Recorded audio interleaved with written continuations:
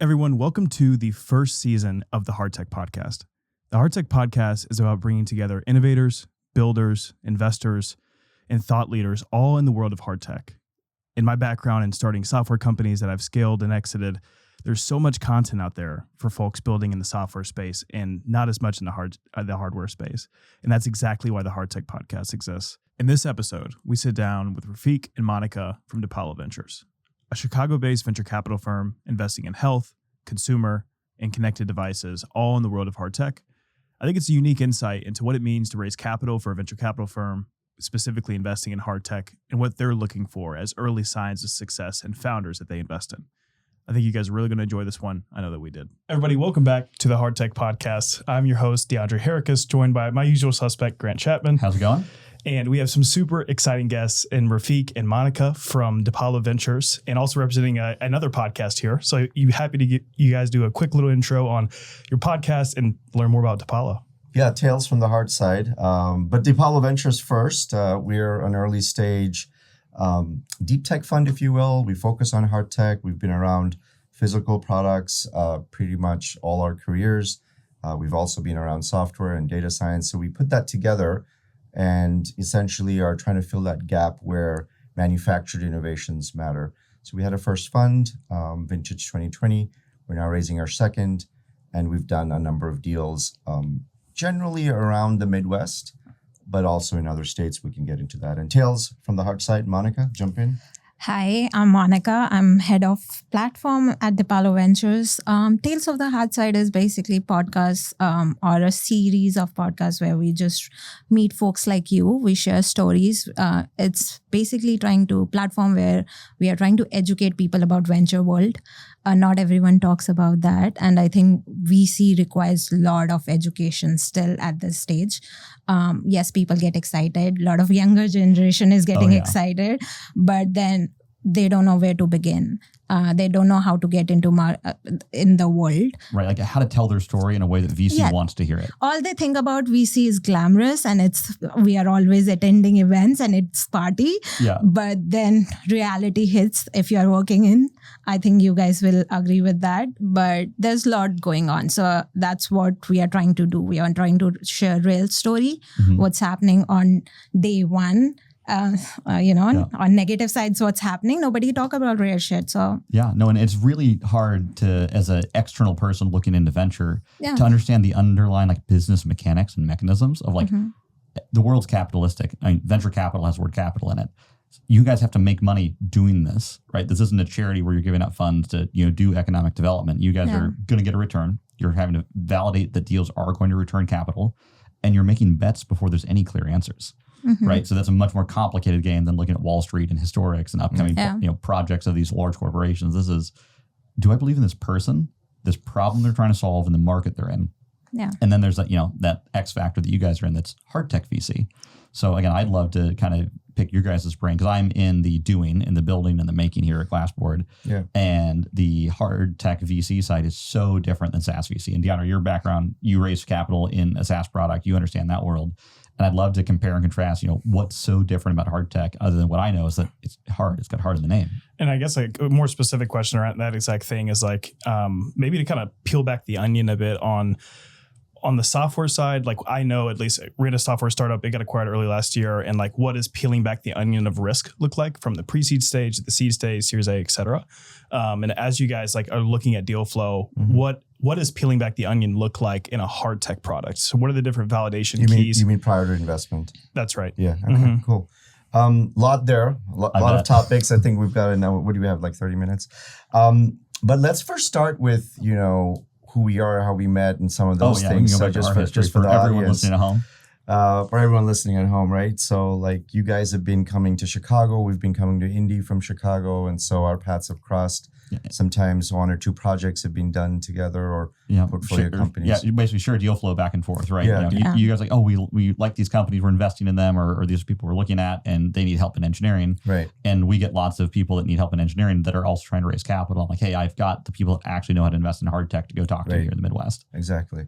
So it's good to have, I think, design development companies everywhere. Mm-hmm. We're partnered with one in Chicago, of course, MPC, so that we're working with them closely on the second fund.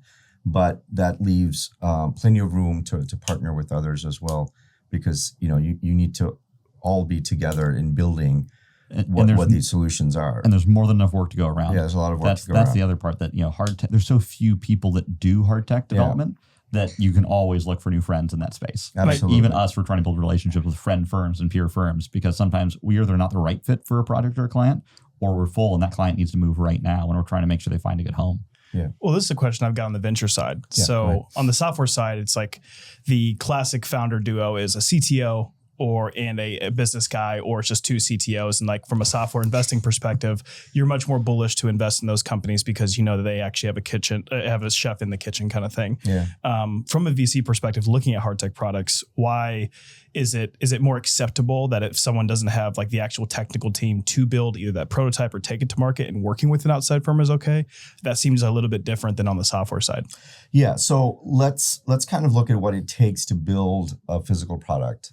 It's a number of different engineering disciplines: electrical, mechanical, firmware. There could be chemistry or biology involved. Industrial design, regulatory design. There's user experience. So you need a wide range of skill sets. It's not just, my laptop, myself, and, let's start coding.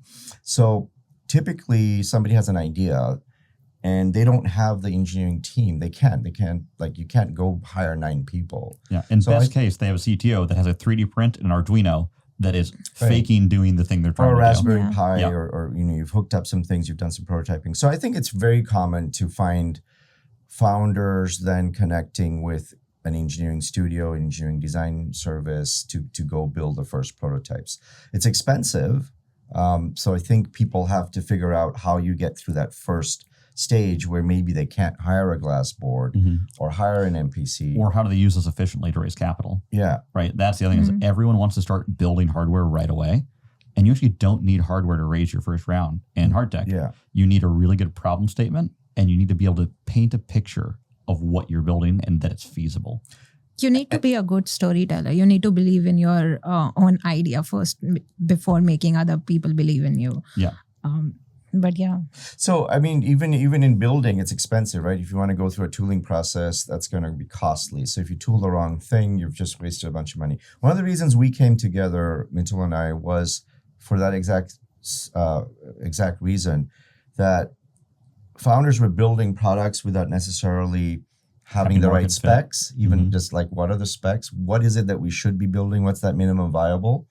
Which, is very different than the end product. Yeah. And in software, you can put another drop in next week or maybe tomorrow morning, right? But in hardware, you got to go through so many steps. So the mistakes are costlier. Yeah. And software updates are called recalls in our world. Yeah. And you don't want that. You want to, get your defects down, all this stuff. But I'll give you examples where often we see somebody with just a mechanical engineer consultant. And they'll have done some schematics. They'll have done some design work. We get into it and ask the question, why are you building what you're building? Where's the user validation? So I don't even start with how good is your design? Can we build this thing? Because you probably can build it, right? But why are you doing this? And who wants to buy it? Who wants to buy it? How are you going to sell it? So these are the types of things, and especially in today's climate, like don't start a business unless you have a clear reason to exist. So around this room, if we don't have a clear reason to exist, then the market's going to basically wipe us out. Price us out, right? Could you define that more? So reason to exist. Yeah. So what is the problem you're trying to solve? And how big is that problem? So for me, the things I'm passionate about are people and planet, which is maybe sounds very generic and broad, but what are those critical things around health or med tech or climate or energy, and these types of drivers that if we don't address them now, for example, climate, it gets wrapped up in political sort of, who's the party or who's the president, but it's not about that. The planet is doing what it's doing and nobody can change it. What we can do is sort of start adjusting to it. And if we don't do that today and yesterday and the day before, you have to go for those things. And you can't solve that with just software. So the reason to exist in our world is, you're solving something critical, but is it also big enough? If it's too small, then is that worth solving? In software, so many people do copycat products. Yeah, just a better mousetrap. Just a better mousetrap or slightly different or, You mean the Uber for insert other industry here. The Uber for food, the Uber for, pet sitting, the Uber for, and that model is just all worn out. And that's super old, like even referring to what you're doing as the Uber for X So I think, the reason to exist, because you're going to have to compete with other people that are also trying to solve the same problem. So the problem's going to be big enough, and then you have to compete with everyone else trying to solve for the problem. And you have to do it with a user-centric design in mind, right? You, as a founder that's in love with your own technology, that's not good enough. You actually have to find a user that loves your technology so much, they are willing to part with money for it. Yeah, I mean, I came out of Motorola's design team, and that's where the ethos of some of our fund partners are out of Motorola's either design, engineering, etc. And so I had the privilege of working in a group. It was called Consumer Experience Design. We had 9 different disciplines from market research and user experience all the way to surface engineering and prototyping and colors and materials. So a founder doesn't have all that. And I think in my career since then, I had a startup called Demi Books that I did after Motorola. And then after our exit in 2015, started to get more into other funds and being an angel investor.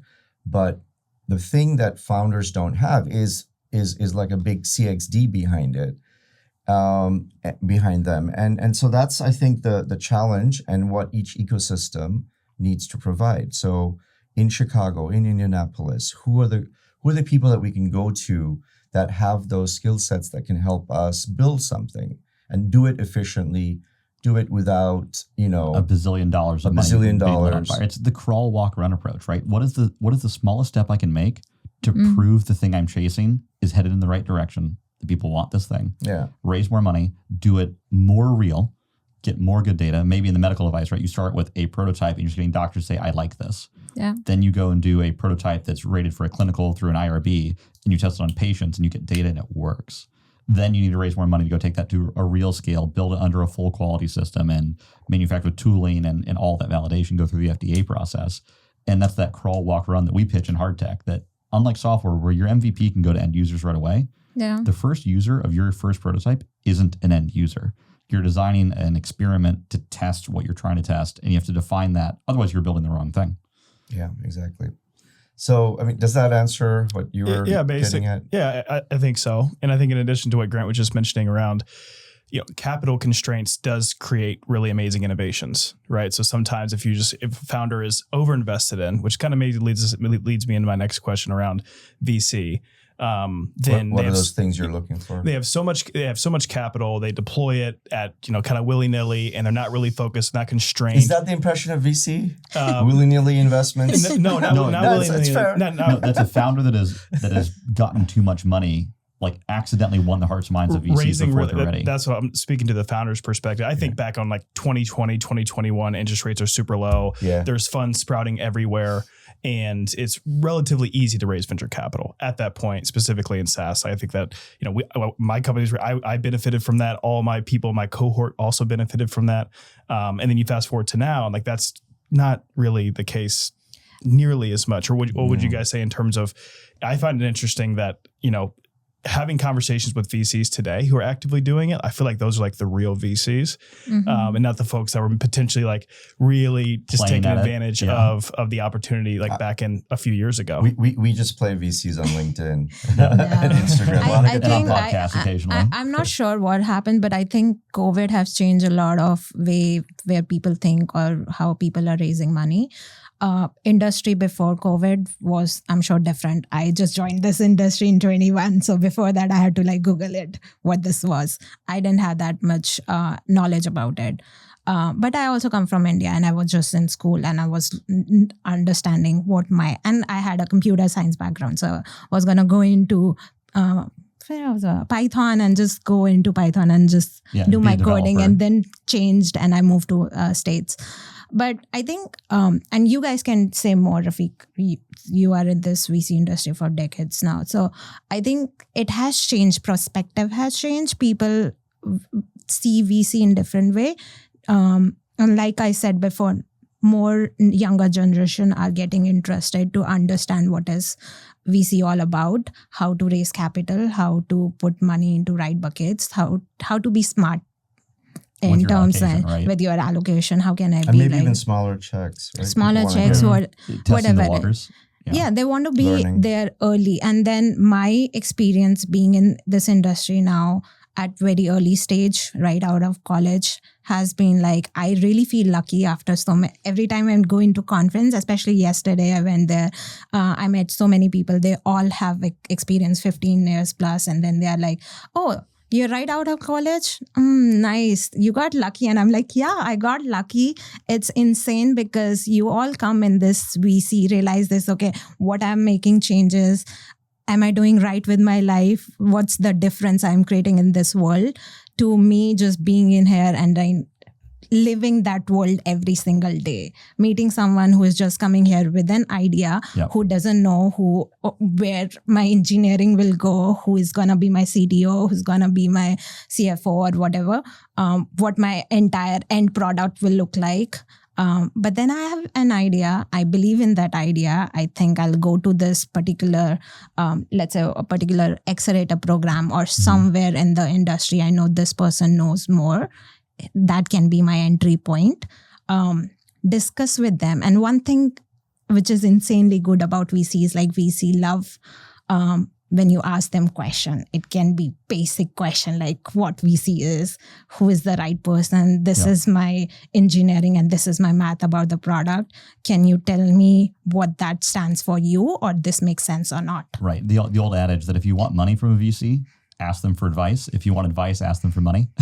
Yeah, for sure. But, I mean, so to add to that, like the industry is a little upside down for sure. I mean, so I guess we can rattle off problems, but we also have to be optimistic that innovation has to be backed. Like no matter where you are, and you've seen the growth in innovation ecosystems around the world, software, hardware, now AI, whatever it is, which is a good thing. But it's a bit upside down because capital is so hard to raise for founders. But that's happened in the past too. It's the cycle, the world didn't begin 2 years ago. So what people sometimes forget or don't have is sort of that history. And so I think the guys the gals that have been around in venture for a longer period probably are more calm about it. This too shall pass. This too shall pass, or we've seen this a couple of times. But what many venture capital folks today are maybe it's a whole influx of new folks came in, and what I don't think everyone realized that you start a 10-year fund, it's a 13 to 15-year journey with those portfolio companies, right? So, I mean, yesterday, the M25 guys, Victor was here. He's only 33 and he's on his third fund. And I told him, like, I can't believe you're 33 years old and you started at 23 and it's a successful firm. They've just raised their third fund, doing good work in the Midwest and elsewhere. And thanks, M25 just gave you a plug. But it's amazing, right? But not everyone has that ability. For every success story you hear, there's like so many people that you're not going to hear about. And too many people have gotten into venture, which is not a bad thing. No, it's just gotten popular. It's no different than how many people are in CS degrees right now with not enough jobs in CS to go around. Yeah, and at the same time, though, so many are frustrated because fundraising is difficult and long. So if funds don't raise, then how are startups going to get the benefit? So, I mean, I think generally speaking, under 100 million AUM, funds that are below 100 million are the most nimble, have the best track record. But what LPs are doing, we're seeing, is maybe a flight to safety or a flight to sort of larger AUM sizes. So the bigger, last year, I think half of the venture capital money in the market went to the top 9 funds. Right. And none of them are from the center of the country, I don't think. They're all from the coast, et cetera. So it's a struggle, and innovation is in risk, right? Because how do you start products? And I guess, what are you guys seeing in your business? It's interesting. So as you're saying, like, money's hard to raise. And reality, money should always be really hard to raise. Yeah. Right? It's one of these things that everyone thinks the idea is the hard part. And ironically, execution is the actual hard part of being an entrepreneur. There's a million and one great ideas that could save the planet or cure cancer, do 1,000 things. But it's the execution of taking that idea from an infancy, finding its market, finding its capital, finding the team to build it, and then grinding through all the valley of death and the bumps along the way to get it to becoming a successful company, not just a successfully launched product, but making that an exitable company with value creation. And that execution is so hard. And what you find, and what I find in Hardtech Venture, is two things. The founders that are going to get funded, no matter the environment, right? Good times, bad times, easy money, hard money, are the ones that should be funded all the time, because they're going to grind through any speed bumps that come their way. They have that grit and diligence to keep trying and not just bang their head against the wall and ask, well, why isn't this working? They'll pivot. They'll go find out what venture's looking for. What is the thing they can do to de-risk their idea with little capital? How do they be nimble? As you said earlier, like the smaller ones are more nimble. These early stage founders that can do that, translate, it's like English to English translation.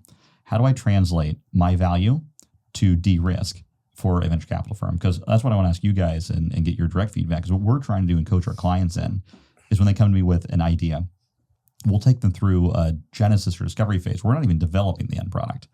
We're defining who's that market, what are your competitors and price points, what features do we have to have, and what's your technology risk look like between here and the end, and then go through and build your use of funds between now and launch as today's best estimate. Giving them that sets them up for success way more so than if I give them a 3D print and an Arduino that flashes lights in the right order, right? That's what we're trying to do. And I'd love to hear your guys' opinion. When you're talking to an early stage founder, what are those activities they've done that make you guys go, oh, this is a good bet? Yeah, I mean, so I can just talk about some of the indicators, and you were looking for, what are you looking for? So we have a screening process. We look at lots of things about the business and the product and the people, the market, and all those usual things.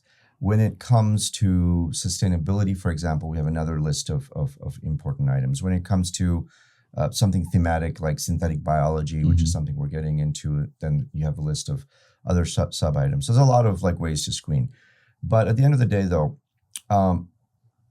you're talking about getting a good early start, which is important. Yep. And I would look for, again, reason to exist, user validation, user research, some data, knowing what you should build. So what are my features, right? Yep. So what are features that need to be built today versus later or what never? What requirements will I need to sell this? Is this a regulated product or not? Yeah. So and then so on and so forth. Like what is your, where are you in the TRL level? Where are you going to have your first pilot? How are you going to scale that? How are you going to get into contract manufacturing? Do you know your BOM? Do you know, is it optimized? Have you been able to figure out how are you building this? Where are you building? And now we have tariffs, so that's new math. It is new math. And it's taking everyone's time. We can talk about that if we have time. But I guess I want to also point out that there are many, many, many dangers and snakes in the grass much, much later. Even after you get into market, you've had your your first successes. Yeah, you have revenue. You have some revenue, or you have growing revenue. You may have lots of revenue. It's never too late to fail, because so many things can happen. So there, even in the early stage, you take pre-seed and seed companies, they get to a certain point, and then they're looking for somebody to lead the next big round. It could be a later seed, it could be a Series A. Where are the hard tech funds in the Midwest? Lead. No, there's a lot of people that'll put money in who leads rounds. It's easy to follow. Where are the folks that can analyze a situation and actually lead? There are not that many. I was going to ask, can we double click into that? Actually, who are the players? Because I don't know that many. We'd like to be one of them, yeah. and hopefully we will, because our mandate in the second fund is to lead.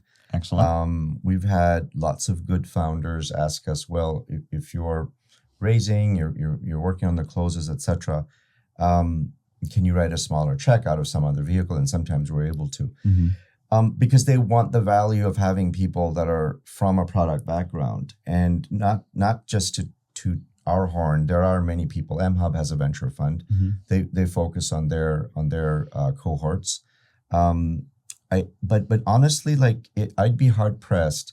There are people that lead, but they're not hard tech specialists. I think in this town, there's been Heritage has done work out of their CVC. They've had a great accelerator.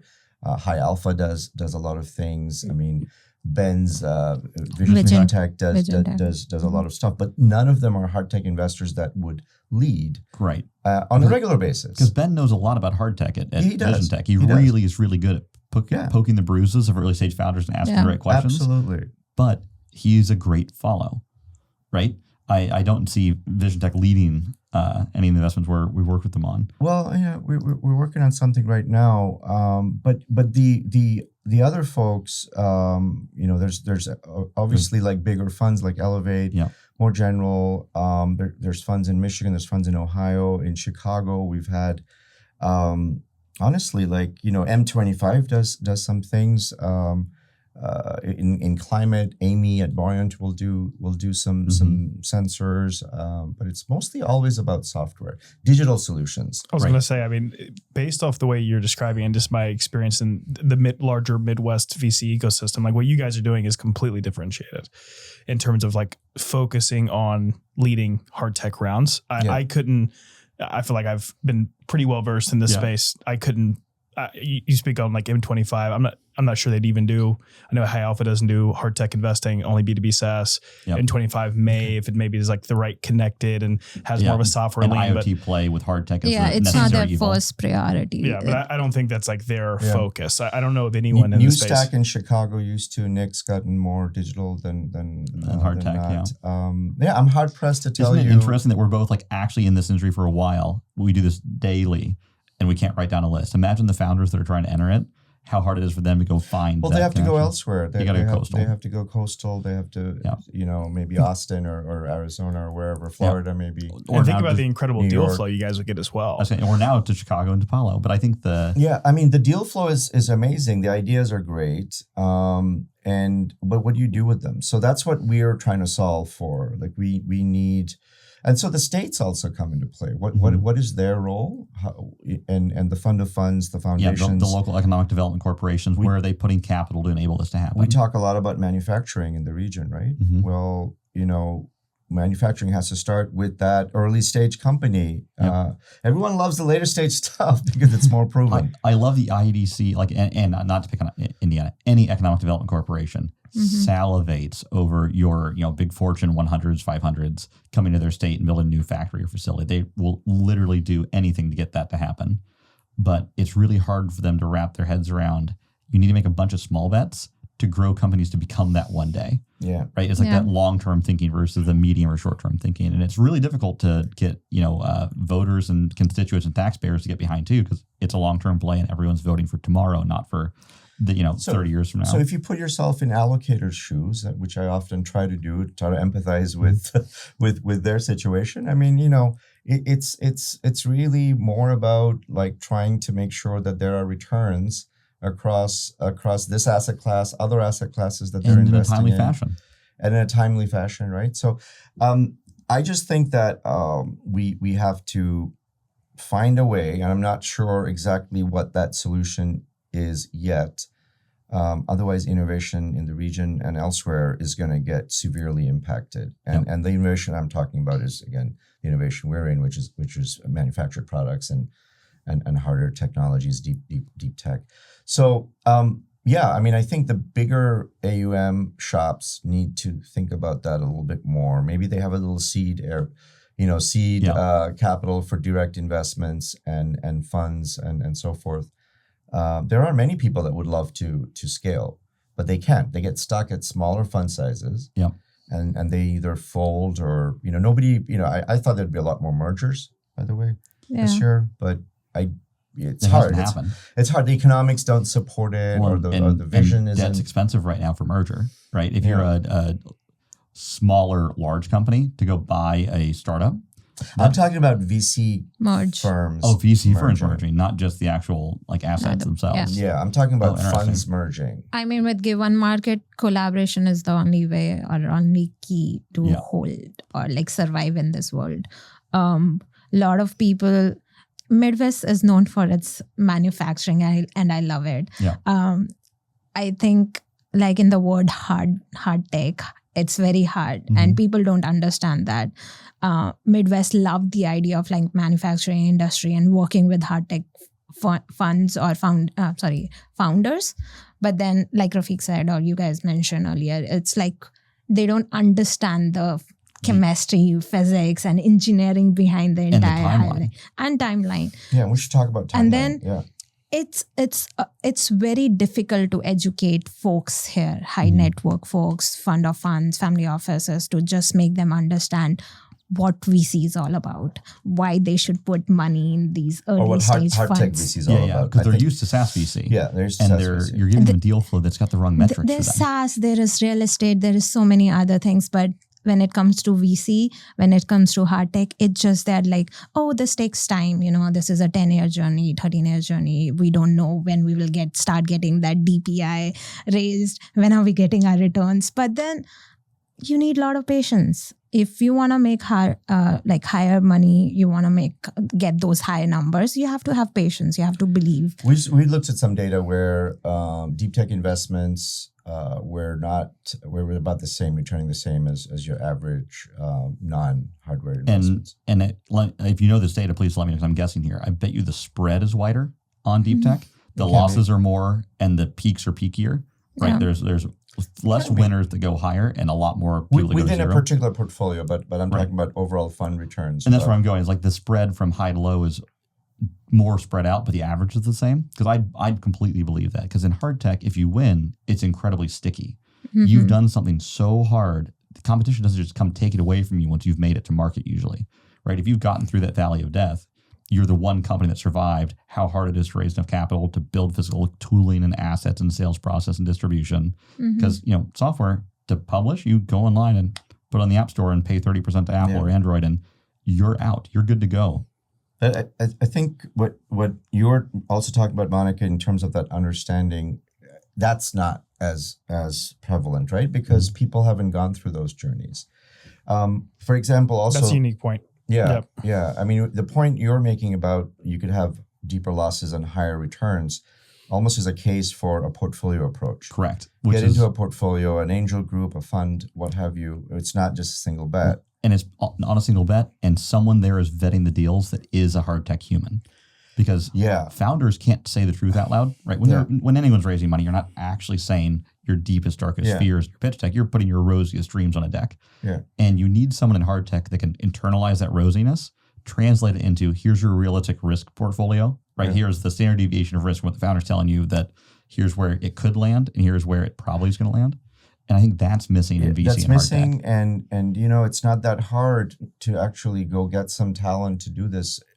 Tom Chi, really well-known West Coast investor at One Ventures, climate tech, will do hard tech as well, made a comment about just hire a PhD for $5,000 to vet something. Yeah, the hard science, and then go hire a product manager that's been in industry to vet the timeline and the realism of getting that to market. Yeah. And it's one of the things that like DeAndre and I are working on here at Glassboard and within the Hardtech podcast is, Rafiq, we spoke about this like 2 weeks ago, is we have this fever dream of the Hardtech Venture Network that we're looking to start, which is, again, for us, truly just a way to go make a bunch of friends and connect all of the deal flow we get in the dev side to all the right investors and have us live as that translation layer, right? We build products all day, every day, in every industry, from medical device to consumer electronics to climate to power and energy. We've seen all these timelines. We know the sniff test. This founder understands enough that they're probably going to make it, as long as they don't crash and burn before then. Or this founder is so optimistic, they don't know the sharks that are in the water. They're never going to swim to shore. So we can help be that translator. And I think that's what we're trying to do. Again, they always say, if you want to change the world, go be the change you want to see in the world. So it's good that you guys are doing this, and it's nice to see you guys scaling in both space and people and capability. I think every ecosystem needs glass boards in their shops. Well, and it's one of those things that like everyone's like, well, why are you going to work on that, Grant? You don't make money in VC. I'm not going to go make points on this exchange. Like, we're not trying to get, earn on landed deals for these clients. It really is our job is to go make friends, and hard tech industry is so small. If you're making friends, making introductions, that is always paid back tenfold with the right contacts to new companies, to new friends, new engineers. And that for us is building the community. And Monica, I know this is exactly the world that you live in and platform. that our goal is just to tie that community together with a knot, because that's the other part of the Midwest that is so powerful. We should probably mention the July events in Chicago. Oh, yeah. I mean, talking about community, we have everyone is welcome in Chicago because we are having Aspirin Climate Week and then Tech Week. It's starting from July 20 till July 25th. So it's like a week long, and you will have a lot of different ideas, founders coming in together, investors coming from all over the nation. The That's climate the part idea. is a 2 or 3 days of programming. Yes, and then focus this time is more on climate and sustainability. I think everyone is now starting to realize how important climate and planet Which is. is interesting because of that focus in other, I mean, And a the lot of political other, scene is yeah, I out mean, of so there's a vogue. lot of like changes now, and some people are keeping the focus, others are not. It's real, and everyone has to figure out how to navigate it. I know. And then I think one thing that I've recently realized is like no matter what's happening in politics and world, people still want to make a difference. Well, and what's interesting is when it becomes out of vogue in the political and like the money falling from the SBAR sky, right, just raining down, it actually is the opportune time for venture, because the good ideas aren't just being funded by SBARs and they're going to get non-dilutive and you're not going to be able to put your money into these game-changing ideas. They're looking for money too, right? Yeah.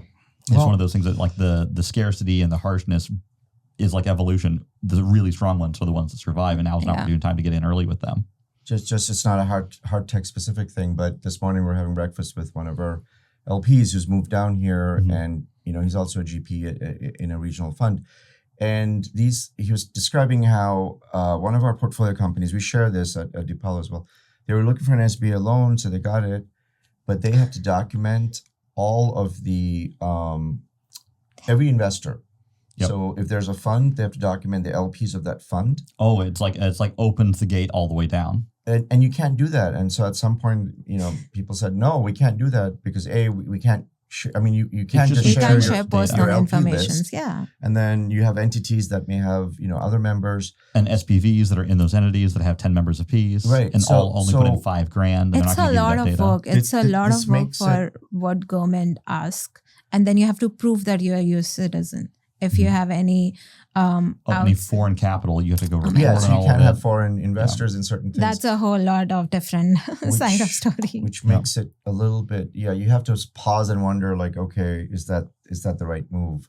Okay, so I guess to kind of, you're probably running out of time, but I just think that we have to also understand that some of these projects that we back as Hardtech investors or product allies is going to take a long time, and investors have to realize that it's going to take a long time, and they have to be interested in the impact you were talking about. If this is only about how quickly can I get a return, it may not be for you. And go to the stock market. Go to the stock market, buy NVIDIA stock. Go play Wall Street bets on Reddit and go to the stock market. And even then, so I think longer term venture does better. It's just a little bit harder for people to see the returns now. And the graph doesn't move. That's the other thing. The game theory of being in the stock market is every day I can check my phone and see what my portfolio did up or down or sideways or left or right. When you're in venture, you dig a hole in your backyard and you put your money in it and you put the dirt over it and you put a little automated sprinkler, and hopefully one day there's fruit in a tree. But you do nothing as a rote investor between now and the day that company exits. But in reality, though, our LPs are in multiple funds. They're looking for some exits, some distributions. Because what's happened is, interest rates went up. And so people that borrow capital to make these types of alternative investments find that their cost of capital is a lot higher than they projected. Yeah. So it's difficult. That's been part of the struggle too, right? That's probably like most of the struggle, is it not? Well, A, if you have returns, B, if you have to borrow capital, so that's been a double whammy. I mean, people can invest in alternatives through their retirement funds. I don't know if that's a well-known fact or not, but you have self-directed IRAs, you have SEPs, there's different you can do it through Roths. So there are custodial banks that will set things up if you want to do that. You want to set up that tax sheltered investment. Yeah, but it's longer term. So maybe that's one way to think about venture, that it is longer term. So well, and let's break that down for Hardtech. This is going to be really fun as the last topic we get to cover today. Okay. So I'll start at the beginning because I can tell you how long it takes to build things. So from let's call it an IoT device, right? The fastest I can get a real new IoT device to market that's doing something slightly different than anyone else is 18 months, right? You're in 3 months of figuring out user research and all that. Then you go into 6 months of alpha build, 6 months of beta build, and then you're in manufacturing and you launch, right? That's it. That is your 18 months is the fastest so nothing goes wrong. When you're in med device, now you're 24 to 36 months. You hope to be, and that's just mostly dev. You have 6 months of FDA review after your class 2 or class 3. So now, you're in that 3 to 4 year time frame before revenue even starts to get rolling, right? And this is, again, the whole story from inception of idea to market launch. What for you guys from experience is the exit event in either any generic hard tech, in med tech, or in climate tech for you guys? I'm sure those 3 timelines are all very different. What is, I know in SaaS, you're going to get acquired, Series CD, right, is when you really want to be acquired. That is like the money shot. Yeah. So like the question is, in Hardtech VC, what are you guys planning for? Hey, if my product's going to take me 2 years to get to market, when am I as a VC hoping for my first chance at a real exit and I'm going to be exited by here? What is your range there? You want me to take that? I think that's a topic probably for an entire podcast. It's going to take a long time.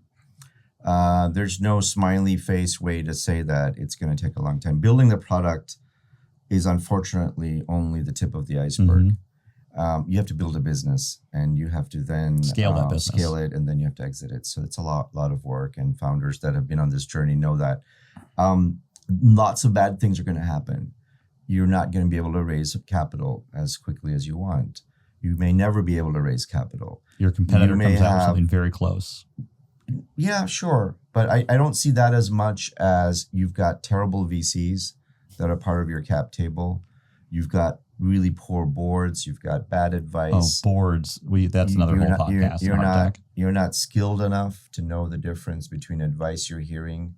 You haven't done this before. Any number of things can and will go wrong. And so I think you have to surround yourself with good people. And it's not just the people with the largest check or the most nicest to you. You want someone that'll tell you when they think you're doing wrong, but not in a way that is just you're going to ignore. Yeah, I mean, so I think it needs a coalition and really leveraging skill sets, technical skill sets, investor skill sets. But one more direct answer to your question: funds that are set up for 10 years, you expect some M&A activities, and that's more likely. Somebody buys out the company because the product works. They can then absorb it to their portfolio and scale it that way. That happens much, much more than obviously an IPO.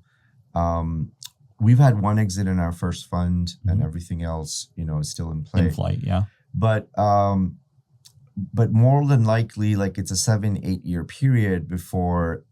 You could build that product in 3 years, but you have to be in market. So before, I think on average, some kind of but that doesn't mean exits can't happen earlier or later. And some will never happen. Yeah, the standard deviation, right? Yeah. And to say this as well, it only takes one. No, right? It doesn't only take one. I think that's a common misconception. Interesting. It's a common misconception of venture that one is going to do 100x and everything else is going to just go by the wayside. Yeah. That actually... I haven't seen it in anybody around me. Maybe in software, but for Hardtech, I think it's a lot I think you different. have a lot more singles and doubles in Hardtech than the zeros you see in software. Yeah, because I think software, you raise so little money and you flash out, right? You have a decent early raise, but you're not raising many 7 figures. You're raising $500,000 to $1 million, and you hit users and you make a big splash in the pan, and then you fizzle because you don't get to raise that A round. That's what I see in software. We get a lot of people that'll have a banger seed round and then fizzle before they hit A because they don't actually hit dollar conversion growth, because A rounds aren't based on emotions or hope or dreams. A rounds are based on, does the graph go up and to the right on revenue? Profitability, we'll worry about that later, but revenue up and to the right, cool, A round's coming. If you're flat, but that's also changing. Profitability now is more important for software only as well. And I think it's because too many people got funded on their A round up into the right revenue, and they never were able to turn the knobs enough to hit profit out the other end. Yeah, right. They were growing, and they could grow forever as long as they could acquire capital. Yeah. But they couldn't actually make that capital return. Just to add to that, DeAndre, the thing about you can have a 40x, 50x, let's say 25x. It's possible. But and a whole bunch of your companies that look good can turn out to be, ones that don't return. Yeah. Maybe it's a situation like tariffs. Tariffs are driving a lot of companies into the ground right now. Mm-hmm. And it could be COVID. It could be externalities that are beyond your control. You thought you had a good story for a capital raise, and then something like this happens, and you don't have runway. So many good companies with good products and good teams will fail. And so that's why the portfolio theory, building some robustness, sticking with your investment strategy, your check size, you liked something, you put too much money in. And sticking to discipline, like write the same check. We were talking about this morning. Write the same size check into everything, protects you. So there's so many topics, right? I mean, and this comes with experience, time. You see it. Like I didn't know all this stuff on day one. I've learned some of it the hard way. I've seen other people talk about it, and there's a bunch of stuff I don't know yet. Yeah. So we're going to figure it out. Yeah. But you got to stay the course. I think this is mission critical. We have to build things here, and that part of building in America I like. We have to build whether it's in America or elsewhere. We have to solve these problems. Anyway, so I love being in Indiana. I don't know. I'll share a little known fact. I made Subway sandwiches in the Circle back in the day when I was in college. Yes, there was a Subway here. I'm dating myself, but the people in Indy will know when there was a Subway in the Circle. I remember that Subway. Yep. Yeah. How do you know that? Okay, I thought it was gone a long time ago. Anyway, so maybe not that far back, but yeah, in college, summer job doing waiting tables and doing Subway sandwiches one summer. I was scooping Ritter's ice cream and serving Wendy's hamburgers in Zionsville Carmel. So similar origin stories. I was probably just being bored. Probably. Everybody, this is the Hardtech Podcast and Tales from the Hard Side. And Tales from the Hard Side with Dipalo Ventures and, of course, Glassboard. See you guys next week. Thank you. Thank you. Thanks for having us.